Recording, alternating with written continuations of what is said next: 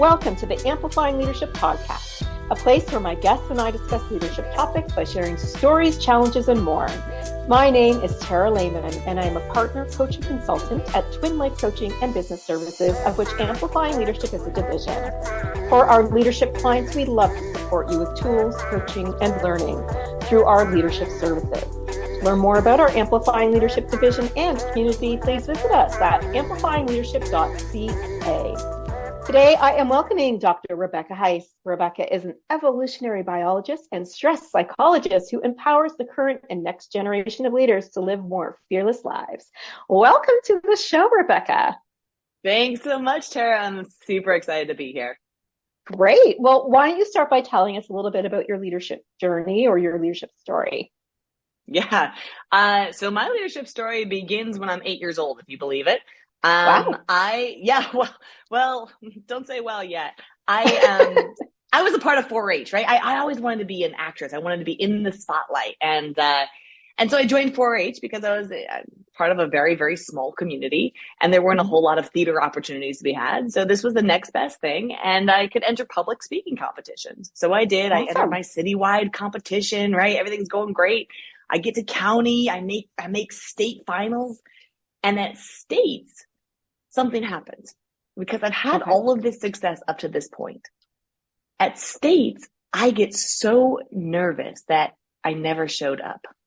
Oh, no. So I played sick the day of the competition. Rather than going all in, rather than giving it my best, rather than, showing up all in, I held back. And what I realized in maybe not that moment, but throughout my patterns as a young child through adulthood, that was true not only for me, but for a lot of people. These little voices in our head, that fear holds us back from our truest, best selves, because we're so afraid of failing, of screwing up, of looking bad. So I started in academia in research and trying to understand what is it, what are those fears and why do they exist and how can we begin to overcome them? And so I, having always been a little bit of an entrepreneur, I opened a whole bunch of businesses and along the way from everything from a hormone testing company, measuring stress, cortisol levels, to currently what I do now, which is as a professional speaker. It's been an incredible journey, but here I am. Yeah, that's awesome. That's awesome. And you're right, because so many people get that fear that stops them from doing that next big thing, right? Like you at those, challenges. And it's something we need to try to overcome. I mean, even our interview today or our podcast today, it's all free flowing. And I think that that's what we need not to be afraid of, is life needs to be free flowing in those respects. That's it. Right? That's it. Yeah. I often say it's really easy to measure the costs of our actions, right? Like I might screw up. I might offend somebody. I might say there's something wrong. Yep. And we forget to measure the cost of our inactions. Like, well, what if you don't? What if you don't try? What if you don't show up? So I'll let the listeners in on a little secret. Tara sent me questions ahead of time. I didn't get them or I failed to read them or something. Whoops, my bad. So this is one of those moments of like, well, we could reschedule, but like, what's the cost? Let's just go all in and have a conversation. I love it. Awesome. All right. Well, why don't we talk about stress today? Because that is something that definitely comes up. And I'm sure you felt when you were, about to go in front of that audience. So it is a word that we hear a lot. With leaders, we hear burnout or stress. With our teams or our workers or business, whatever it is, stress is there. What do you think are some of the reasons that can come up? What are your thoughts on that? Yeah, I think the biggest thing is that we are living in a modern world with a Stone Age brain. And this Stone Age brain is super reactive, right? It is there to protect us, to help us to survive, to be aware of the tigers, of the lions, of the bears, right? And so it is absolutely hyperactive when it comes to protecting us. But in the modern world, for those of us at least listening to this podcast and in developed countries, like we're in a space that is really abundant, really safe, a lot of those triggering things for our brain. It's like the pings and dings of emails, and our brain is going, oh my gosh, it's a snake, it's a tiger, we have to do this thing immediately, we're gonna die. No, we're not. You're not gonna die, right? Yeah. And so we have this overreaction of stress to something that really shouldn't cause that exacerbated a response. So Robert Sapolsky, another stress physiologist, always talks about our stress response being there for 3 minutes of screaming terror across the savannah. That's what it's built for, right? And after 3 minutes, either you're dead or you've outrun the tiger. The stressor's over, right? Right. And unfortunately, in the modern day, that's just not the reality, right? We're constantly bathed in stress. So my job is to help people not try and get rid of it, because you can't get rid of it, but to transform it into something that we can use. Make it more manageable, right? That's it. Yeah. And I'd say not even manage it, right? Like let's actually reframe what stress is to us. Because stress, I think stress gets a bad rap. Stress is the reason that you get out of bed in the morning. It's a good thing, right? It actually does optimize our performance. If you don't think people are performing at really high levels under stress, well, don't bother watching the Olympics, right? You want to talk about really high performance at really high levels.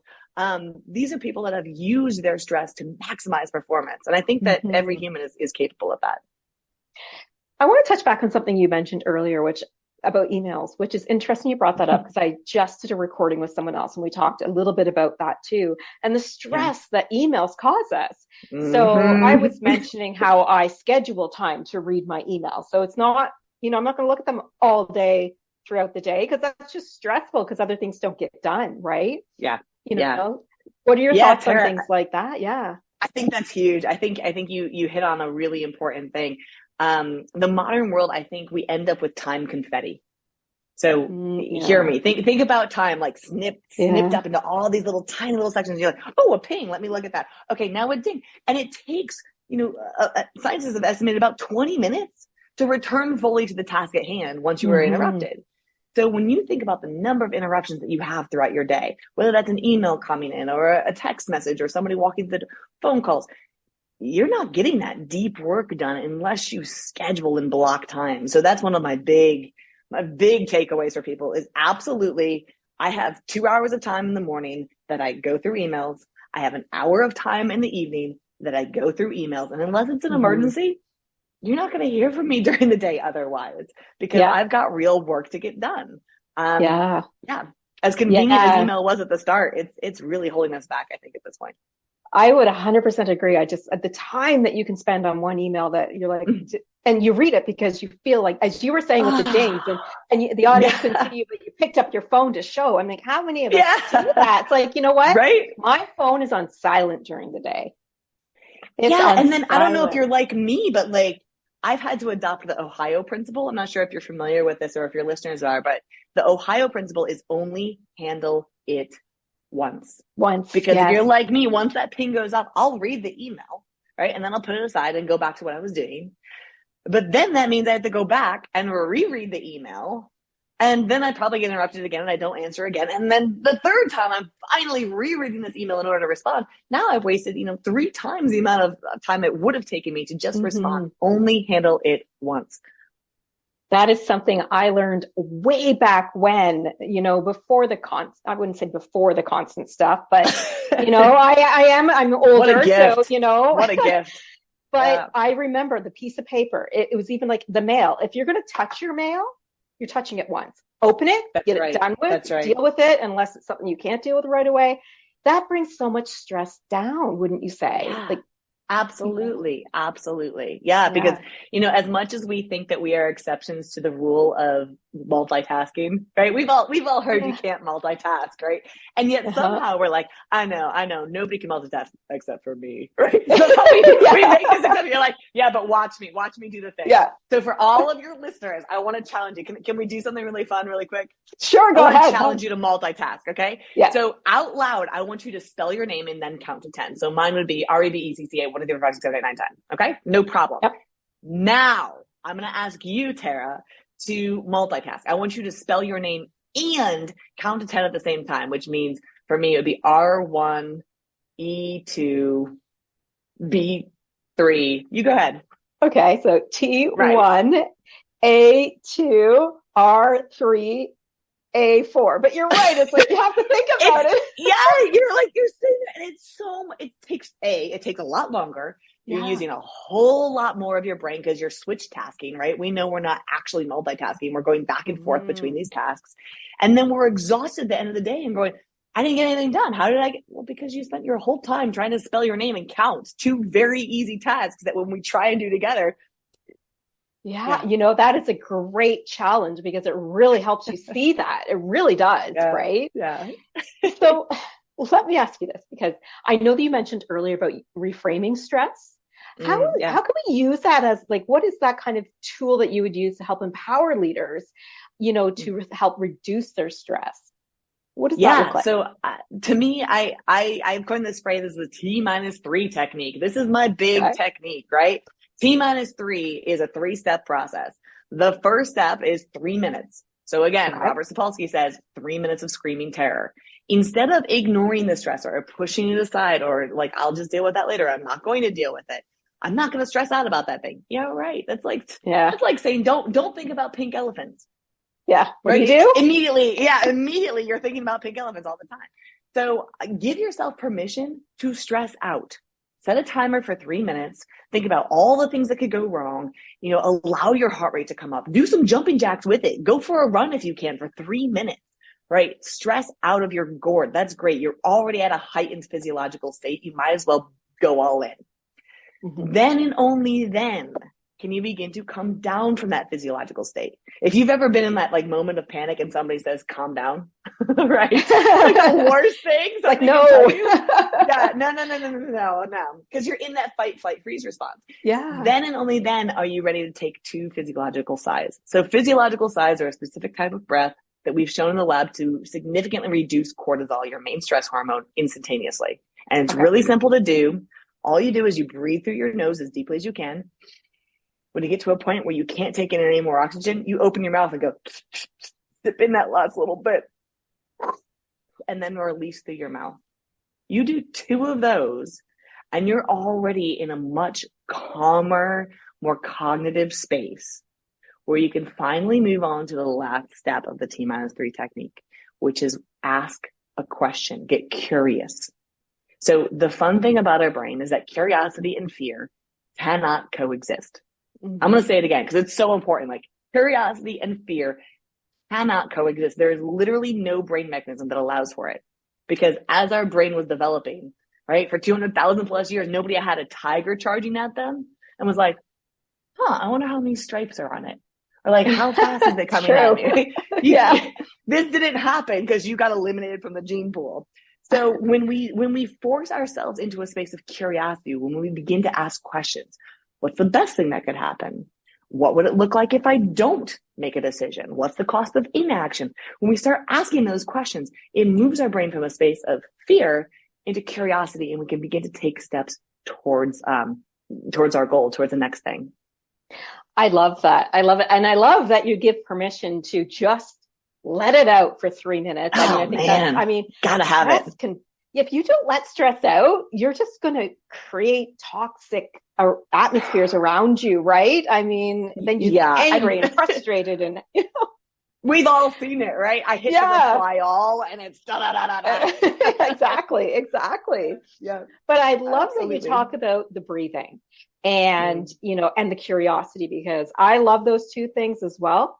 I saw my nephews hold a tarantula, and this was years ago, but if anybody who knows me, I can't stand spiders. Like, no. Right? It's the number 2 globally most feared thing. Number 2, spiders. That's crazy. So I see these kids, because kids are all full of curiosity, not worry, stress, and fear, right? So I'm like, why can't I be like them? So I asked myself that question, which is what you talk about, right? Yeah, that's so interesting. I actually did the deep breathing, because that's what I needed to do to calm myself down. I went over there, I put my hand down on the table, and the trainer said, don't worry, she'll just walk on your hand, and I'll take her off the second you tell me to. I said, okay. And I was shaking like a leaf, but I did it. Yeah, good. That tarantula was so light, like a feather light. I barely could tell she was there. I looked at her. I was scared, but she was so beautiful. And then I said, take her off. And he did. There was Like no reason I had to be fearful of that, you know? It's Yes, because curiosity. this is the fun thing is like you gave yourself a space where you got to control, right? And Yeah. so when you tell your brain by breathing slow, you're like, I've got this, everything's under control. I can remove this at any time. Yep. And this is key because I think so frequently people are like, I can't possibly do that because all these things could go wrong. Yeah, but Mm-hmm. almost no decision you make is permanent, Yeah. right? You can remove the tarantula, you can change Yeah. course, you can adjust. And our brains have this very binary way of thinking, or it's like, well, if I go that way, there's no chance I'll be ever. Well, that's just not true, right? You can remove the Yeah. tarantula. I like that. I might Yeah. use that story. That's There great. you feel free. I think it's an important one to share because I started to look at it with curiosity, Good for you. instead of the fear. Now, I'm not saying I still don't hate spiders. I do, but I have more respect for them now than I did before. Tarantulas, I would totally hold one again. Spiders are still a That's little bit, cool. That's but cool. Yeah. yeah, Yep. you can totally change by thinking about stress differently and about those fears differently. When Absolutely. you think about leaders Mm-hmm. specifically, maybe new Mm-hmm. leaders or just leaders in general, Yeah. if we see a team member or one of our employees really stressed out and burning out, what are some Yeah. of those tips that we can help them or tools that we can share with them so they can reframe that stress into maybe curiosity or just help them with burnout? Yeah. I think the key here is creating psychological safety. Yes. Because the reality is, I don't know anybody who isn't on the verge of burnout. Like Mm-hmm. truly, I say that, and I'm not really saying that in jest. It's terrifying when you think about it. Mm-hmm. But because of the society that we live in, where you are constantly trying to push, trying to gain that slight advantage, we're an always on culture at Yeah. this point. And so I think even having those conversations openly within the culture that you're trying to create to say, hey, look, here are the boundaries that we're setting. At 5 o'clock, I'm not going to send any more emails. Or if I do, I have no expectation that you are going to check them or read them. Mm-hmm. On weekends, I need you all to shut off. Like, Yes. please, it's not, this is not a Can good I thing. applaud I'm not that? rewarding you. Yes. I'm not rewarding you for doing more work. It's not, I'll actually look poorly upon you because it does hinder performance when we get into those distress cycles. So Mm-hmm. I think setting really clear boundaries and then as a leader, and this is key, as a leader, we have to exemplify them. We have to be the Yes. ones showing everybody else that it's okay to leave at 5 o'clock. Shoot, it's okay to leave at 4:05 if you're done for the day. And Mm-hmm. really living the values that we're preaching, because I've seen far too many leaders fall into that space where they set up the culture and they're like, oh yeah, it's all great, and you can leave at 4, but they're staying until 10 o'clock at night. Mm-hmm. And the message that sends to the entire culture is, yes, you can, but you should, right? And that's Yeah. a very different message. So I'd say, the first thing is create psychological safety, have the conversations, talk out loud to one another about the stressors, about the fears, about the things that are in your head, to recognize that you're not alone in this. Yeah. And I love that you mentioned living it because it's one thing to set a boundary for your team, but if they see you answering email at 9 o'clock at night, what do you think they're going to do? They now 100%. what you say is no longer an expectation because they think the expectation is to reply, right? That's it. Yeah. That's it. Yeah, absolutely.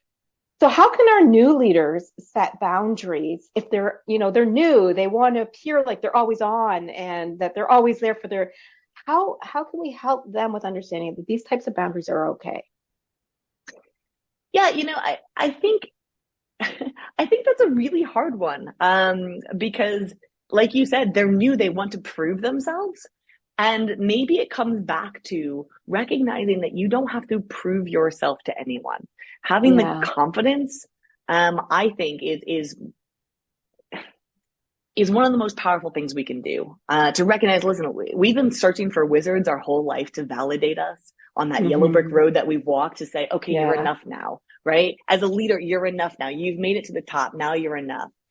And in reality, we've been wearing those ruby slippers the whole time, right? We already Yeah. have had the power to be enough, to know that we're enough. And so I think doing, honestly, a lot of the mental work ahead of time to recognize that external validation or, my team loving me, that's not the goal here, right? That's not needed. So setting those boundaries becomes a lot easier when we realize no is a complete sentence. You don't have to justify anything, right? You're not getting any brownie points for beating yourself up for working late hours. In fact, I think being really aware of and sharing the detrimental values of overworking, of burning out is really powerful. So I think as a young leader coming in and recognizing, actually, you have the power. You have the power to change a culture that is going in the wrong direction. It's a train that's going off the tracks, and you can be the superhero. So that to me is like, here's your chance. Put on that cape, and that cape looks like taking care of yourself first and putting on that oxygen mask. Self-awareness. That's it. Yeah, that's it. Yeah. And I think if we want a culture to change, we as leaders are the ones who have to live by that example, because cultures won't change if we don't. That's it. Yeah. I love, one of the demos that I love to do is putting two violins that are tuned to one another in the same room. And you put one in one corner and one in the opposite corner. And if you pluck the string on one violin, the other one will vibrate at the same frequency. And I like to remind leaders that you're walking into the room and you're the one that's plucking the strings. Yeah, so I like that. What frequency are you showing up with, right? Are you showing up with like this frantic, overworked, like, we got to get this done and it's not going to, guess what? Your team is going to show up the same way. They're going to all feel that same vibration throughout the culture. If you show up creating a beautiful symphony, guess what? Your team's going to show up the same. So I know that adds pressure, but like, if you can, it works. Sit with that. Yeah. But if you can sit with that for a minute and give yourself permission first, it's amazing to me how difficult it is for humans to give themselves grace, where we're really good at giving it to everybody else. So and it's interesting you use the symphony, because one of my leaders, he used to use the symphony as example of how we work together and how we need to all have things together and focus downwards on the culture, things like that, because it is so important. So it's very interesting you use the same type of thing. I think it's a key thing, right? It's just something that it's all about tone and tune, so to speak. Absolutely. I love that. So is there any way that we can, maybe a couple tips to bring burnout down in ourselves? Because sometimes there's a lot of pressure on leaders, and sometimes we do go home and we have to work late nights because deadline, board of directors need something, whatever that is. Do you have a couple of tips that can help with reducing burnout? Yeah. So I talk about recalibrating your brain. So this is, again, remembering that your brain is built for 3 minutes of screaming terror across the savannah. What does it look like when you seek discomfort? Now, immediately people are going, well, wait a second. I've been told that my whole life, like, get outside of your comfort zone. What does that actually look like? Well, listen, reach out to me. I'll give you a whole list of things for you to do. Like, go try and withdraw Bitcoin from your local bank. People are like, well, why would I do that? Because I promise you, you're going to have a stress response. Your heart is going to start to pound. Your mouth is going to dry up. You're going to start to sweat. Ask for a 20% discount for your cup of coffee. Like, what's the worst thing that happens? The worst thing that happens is somebody says no. Yeah. And to your brain, right? To your brain, this is a rejection. And rejections to our ancestral brain meant you got kicked out of the tribe. So you're probably going to die. Right? Like, that is a horrible conclusion. And so we have this epic stress response, when in reality, you pay your $10.99 or whatever you pay for a cup of coffee, or you walk out the door of the bank, like, having had a good chuckle with the teller. Nothing bad happens. Yeah. So the more we can condition our brain to recognize that, okay, there's these forms of discomfort that I'm having stress responses to that I don't need to elicit a stress response to because it's not helpful in the moment. The more control we get over our stress response. And when we're not seeking discomfort, but discomfort finds us, our brain is faster to recognize it. And it's like, oh, hey, this is just like the time all these other things happen. And it's okay. I don't need you. This is not a tiger. take some deep breaths, and we're able to function more properly there. So I really love the idea. It's called stress inoculation. I mean, it's the same training we give to Navy SEALs. Yeah. To me, it's the most important training that any leader can have, because you are actively seeking this discomfort so that when discomfort finds you, you have more control, more cognitive space to deal with this in a manner that doesn't set you into a fight, flight, freeze response. And I love it. And I love that you said, what's the worst that can happen? I tell a lot of my career coaching clients this. If you ask you're negotiating for the job offer you got, and you ask for 5,000 more than they gave you, and everybody gets so scared of negotiation. I said, why? What's the worst they can do? They're not going to pull the job offer likely from you because they gave it to you in the first place. They're just going to say, this is the best we can do. So the answer is no. Okay. Great. Sometimes. Great. Like second best answer. The best answer is here you go. Sure. So I love You'd be amazed at how many discounts on coffee, on credit lenders, on I've gotten to a point where, and this is kind of my brand, is fearless. I really don't have a lot of fear in asking for things, because again, what's rejection mean? Okay, it's fine. Move on. Yeah. You can learn from rejection too. Absolutely. Exactly. Yeah. I love it. So what is your key takeaway for our audience today? Oh, wow. That's big. I think the key takeaway is recognize that stress is really a story that you're telling yourself. So, how we treat stress, whether it is something that is going to help us rise to our highest level of performance, whether we can transform it into fuel that drives us, or it's something that bogs us down, that's entirely your story to tell. One of the coolest things about the brain is, under stress and fear and anxiety, we release a fairly complex hormonal cocktail. And when we're excited, we release almost the identical hormonal cocktail. So your body is having this experience, and the only difference between adventure and ordeal, threat and challenge, is how you interpret it, right? It's all the story you tell. And that's a great way of looking at it and ending our conversation today, because it really is on how we see things and how we perceive things, right? So keep having adventures. Yes, I love that. That's a perfect end to that. Keep having adventures, people, and don't fear the word no, right? There it is. Yeah. Oh, it's great to have you on. So let me ask you this. If our audience members want to learn more about you or what you do, is there a way they can find you online? Yeah, of course, Sarah. You can go to RebeccaHeiss.com, and there you can find all of my opportunities to speak, as well as my Fearless Masterclass if you're interested in doing more coaching and one-on-one work. And then, anywhere on the socials, Dr. Rebecca Heiss on Instagram, on Facebook, please reach out to me. I'm a very accessible person. I'd love to hear from you, and let's have a further conversation. Awesome. And to spell her last name is Heiss. Thank you again, Rebecca. It was a wonderful conversation today. Sarah, my pleasure. Thanks for having me on. A thank you to our audience as well. We hope you were able to gain some valuable information or tips today. If you are new to leadership or even a seasoned leader who knows that leadership coaching, consulting, and community are the way to grow your leadership journey, please visit us at amplifyingleadership.ca. Until next time, please be safe and be an amazing leader or leader to be.